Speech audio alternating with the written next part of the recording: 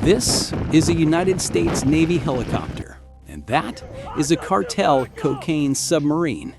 What happens next will end with 39,000 pounds of cocaine seized and a $569 million blow to one of the most powerful drug cartels in the world.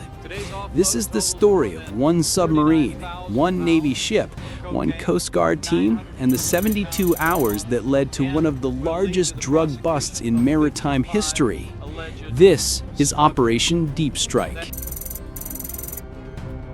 Before we tell you how they caught it, you need to understand what it is. Because this isn't just a boat, it's a billion-dollar weapon in the war on drugs. This is a fully submersible narco-submarine, not a semi-sub that rides low in the water. This is an actual submarine capable of traveling completely underwater for hours at a time. 60 to 100 feet long, built from fiberglass, steel, and wood in jungle shipyards in Colombia and Ecuador. Cost to build? $2 to $5 million per vessel. But with a cargo capacity of up to 50,000 pounds of cocaine worth hundreds of millions, it's a profitable investment if even one trip succeeds. These submarines are built in secret, hidden under jungle canopy where satellites can't see them.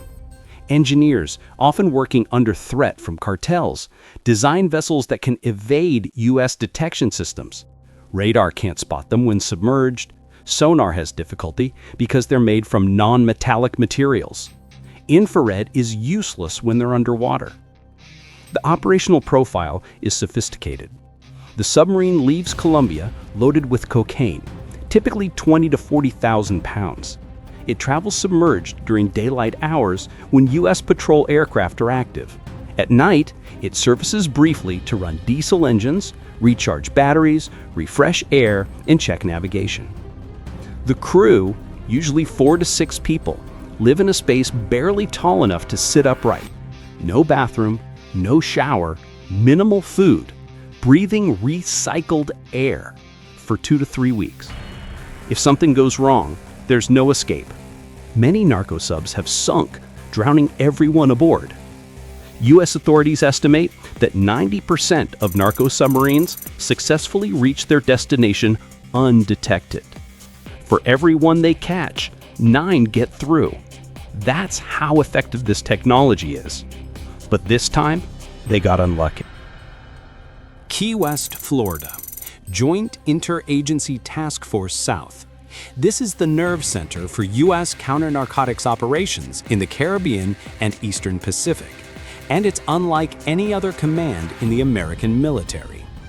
JIATF South coordinates 14 federal agencies and partner nations: U.S. Navy, Coast Guard, DEA, FBI, CIA, NSA, Department of Homeland Security, Customs and Border Protection, and military forces from partner nations throughout Latin America.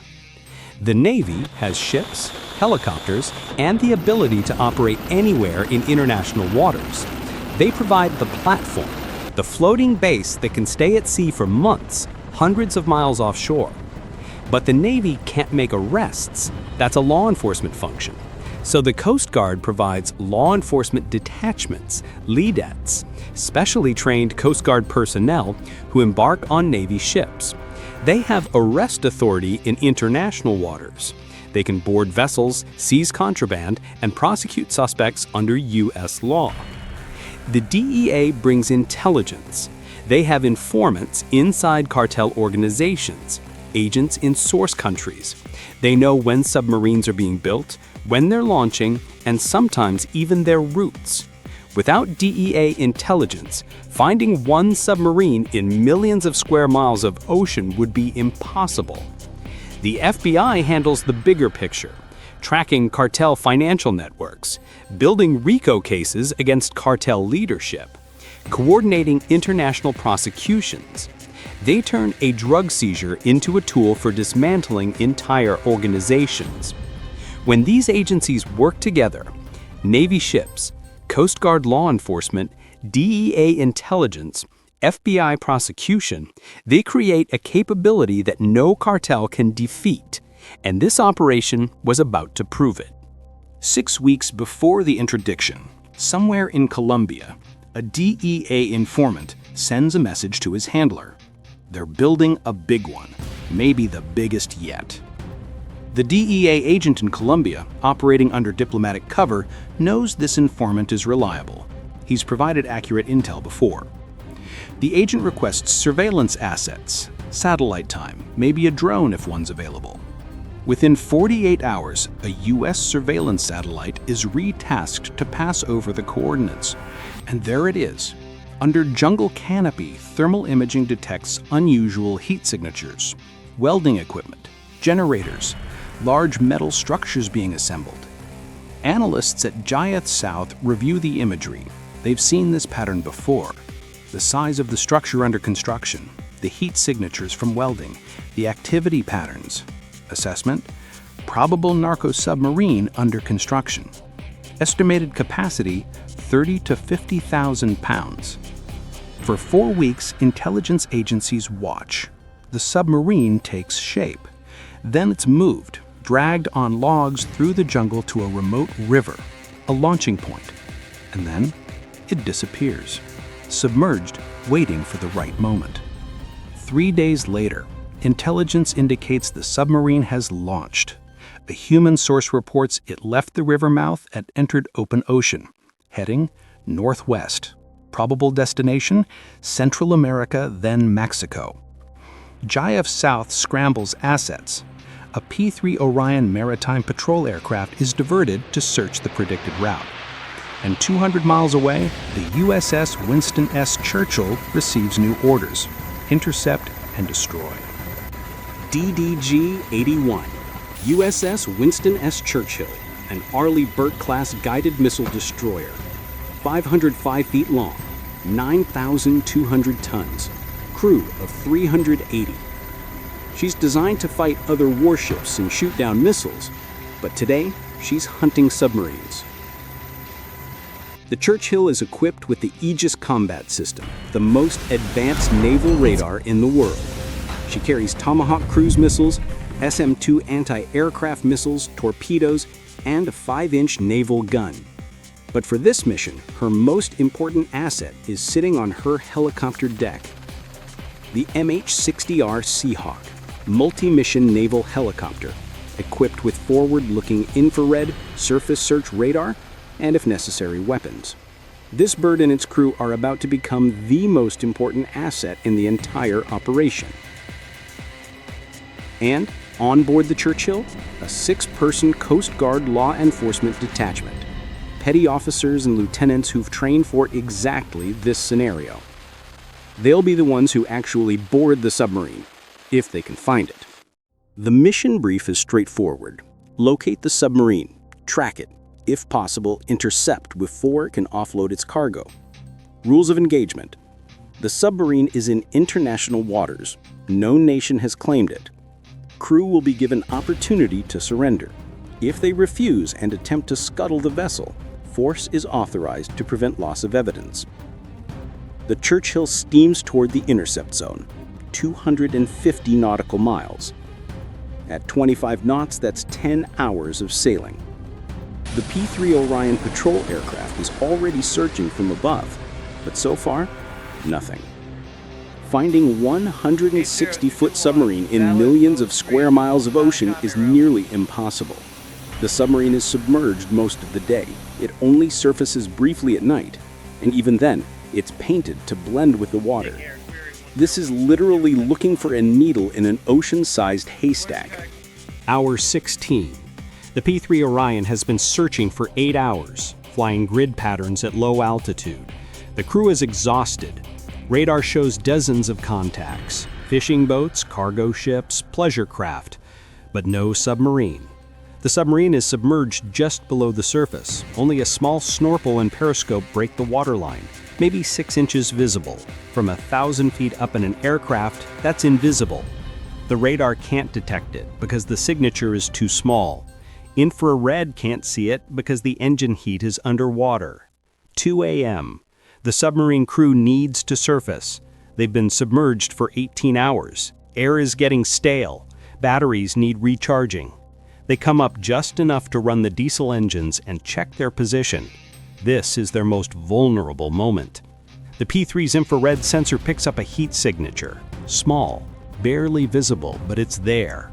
The operator zooms in. A tiny object on the surface. No lights, wrong location for fishing, moving slowly. This is it. The P3 transmits coordinates to the Churchill. Contact bearing 270, range 40 nautical miles. Probable narco-sub. Request immediate interdiction. Launching helicopters at night from a moving ship in open ocean is one of the most dangerous things military aviators do, but these pilots are trained for it. The MH-60 lifts off and heads toward the contact coordinates, ETA 12 minutes. On the submarine, the crew hears the aircraft. They know what it means. Dive, dive, dive! They slam the hatch shut and flood the ballast tanks. The submarine starts to slip below the surface. The helicopter arrives just as the submarine is diving. The pilots can see it on infrared, a dark shape slipping beneath the surface. They have maybe 60 seconds before it's too deep to track.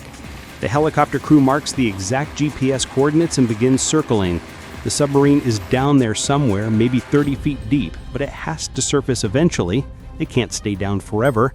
The helicopter has enough fuel for another 40 minutes. The submarine's crew can stay submerged maybe 2 to 3 hours, but the Churchill is now only 20 miles away. Time is on the American side. 3 hours after diving, the submarine has no choice. The crew is suffocating. CO2 levels are dangerous. They surface or they die. At 6:17 a.m., the submarine breaks the surface, and immediately the U.S. Navy helicopter is overhead. The helicopter makes multiple low passes. The message is clear. You're surrounded. There's no escape. Surrender now. But the crew has one last card to play. They're going to scuttle the submarine, flood it, and send it to the bottom with all the cocaine. No evidence, no prosecution. The Coast Guard LEDET team launches their small interceptor boat from the Churchill. They race toward the submarine, which is still partially submerged and taking on water. The crew is trying to scuttle it before they can be boarded. A Coast Guard officer makes a split-second decision. As the interceptor boat pulls alongside the submarine, he jumps from the small boat onto the submarine's slippery hull while it's actively sinking. He scrambles across the wet surface and starts pounding on the hatch. U.S. Coast Guard, open the hatch, now! More Coast Guard officers jump from the boat onto the submarine. They prevent the crew from fully scuttling the vessel. The hatch opens. 4 faces peer up from below. They know it's over. Hands go up in surrender. The USS Winston C. Churchill closes to within 100 yards. Game over. The LEDET team boards the submarine. The 4 crew members, all Colombian nationals, are placed in handcuffs, given life jackets, and detained. They're read their Miranda rights in Spanish. They have the right to remain silent. They will be transported to the United States to face federal drug trafficking charges. When the LEDET team goes inside the submarine, they immediately see cocaine. Bales of it, stacked from floor to ceiling, packed into every available space. This isn't a small load. This is massive. For the next 8 hours, the Coast Guard and Navy teams work together to remove cocaine from the submarine, package by package, bale by bale. Each one is numbered, photographed, and logged. Chain of custody is critical for prosecution. They keep finding more and more and more. The pile on the Churchill's deck grows to 6 feet high, 8 feet, 10 feet, hundreds of packages. The crew has never seen anything like this. Final count, 21,000 individual packages. Total weight, 39,000 pounds. That's 19.5 tons of pure Colombian cocaine. Wholesale value, $569 million. To put that in perspective, this is enough cocaine to supply every cocaine user in America for an entire month. If successfully delivered, this load would have generated over $2 billion in street-level sales. This is one of the largest maritime cocaine seizures in history. Field tests confirm high-purity cocaine hydrochloride, probably 95% pure. This is top-grade product straight from Colombian labs, before it's cut with adulterants, before it reaches street dealers. This is what cartels export. The 4 submarine crew members are transported to the United States. They're processed into federal custody. FBI and DEA agents interrogate them, trying to extract intelligence on the cartel operation. Who built the submarine? Who loaded the cocaine? Where was it headed? Who was the intended recipient? Federal prosecutors charge all four with conspiracy to distribute cocaine, conspiracy to import narcotics, and operating an unregistered vessel. The mandatory minimum sentence for the quantity involved, 20 years in federal prison. Maximum, life. 3 of the 4 plead guilty within weeks, accepting 20-year sentences in exchange for cooperation. The 4th goes to trial and is convicted. He receives 25 years in federal prison. All 4 are serving their sentences in high-security federal facilities. But let's talk about what this really cost the cartel, not just the $569 million in cocaine. Let's add it all up. Submarine construction, $4 million. Cocaine production, $25 million. Crew payments, $1 million. Fuel and logistics, $500,000. Legal defense for 4 crew, $2 million. Total investment, $32,500,000. Potential return, if successful, $569 million wholesale, $2 billion on the street. Profit margin, over $500 million. Actual return, 0. Total loss, $32,500,000. But the real value isn't just the cocaine seized, it's the intelligence gathered. Cell phones recovered from the submarine contain contacts, messages, and financial records. The crew, facing life in prison, provide information on cartel operations. This leads to 3 follow-up operations, 7 more arrests, and 2 submarine construction facilities destroyed in Colombia. At a joint press conference in San Diego, officials from the Navy, Coast Guard, DEA, and FBI announced the seizure. This operation represents the best of American interagency cooperation, says the Navy Admiral. $569 million in cocaine will never reach American communities. And the cartel that built this submarine just learned a very expensive lesson. This operation happened 3 years ago. But right now, today, there are Navy ships and Coast Guard cutters patrolling the Eastern Pacific and Caribbean, searching for submarines, running interdictions, making seizures. Since this seizure, the Navy and Coast Guard have intercepted 17 more narco-submarines. Total cocaine seized from submarines in the past 3 years, over 300,000 pounds. That's 150 tons. And those are just the ones they caught. The truth is complex. Interdiction alone won't solve this. As long as Americans want cocaine, someone will try to supply it. As long as poverty exists in South America, desperate people will risk their lives smuggling. As long as corruption enables cartels, the cycle continues. But while we figure out those bigger solutions, there are sailors and Coast Guardsmen out there right now, away from their families, in dangerous conditions, doing a job most Americans never see. They deserve our recognition. I want to hear from you. What surprised you most? The size of the submarine? The amount of cocaine? The fact that 90% get through? For veterans, have you served on counter-narcotics missions? What was your experience?